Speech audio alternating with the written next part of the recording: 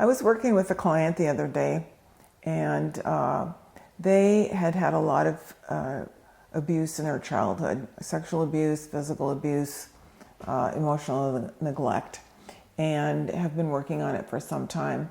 And we started doing a little coming into the body kind of exercise.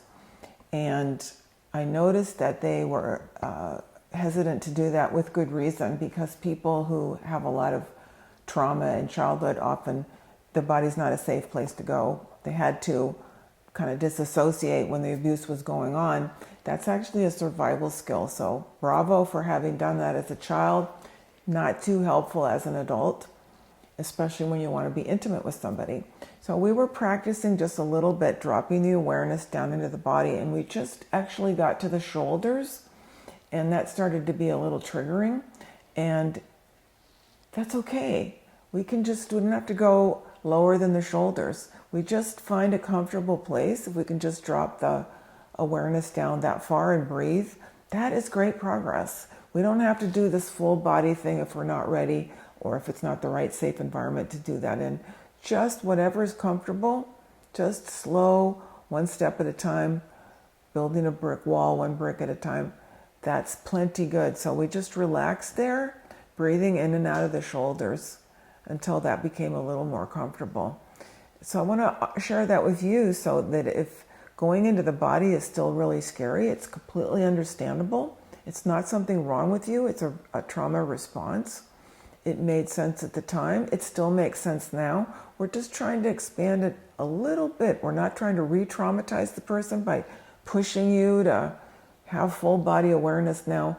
The most important thing is to just slowly, with the permission of the body, go a little tiny quarter of an inch deeper. I like that. And I find out working with men, since we're not supposed to feel a lot of things growing up, sometimes there's some difficulty identifying with the body, because that's where you feel things. So sometimes being in your body, as we say, is a little bit overcomplicated. And if you want to do that at any time, if you're comfortable doing so, all you have to do is realize that you're feeling something. Like you might be feeling your butt in the chair, or your back against the back of it. Maybe the temperature of the air. You can tell that there's air coming in and out of your nostrils or your mouth. Your feet might be on the floor. And if you notice those things, you're actually in your body right now. It doesn't have to be overcomplicated. You don't have to have all kinds of breathing techniques or meditations or body scans. Just being aware that you are feeling something in and on your body is actually embodiment. Now you're in your body. I was just thinking, isn't that, for men too, isn't there that socialization that you have to, you're supposed to be able, as a man, take a lot of pain.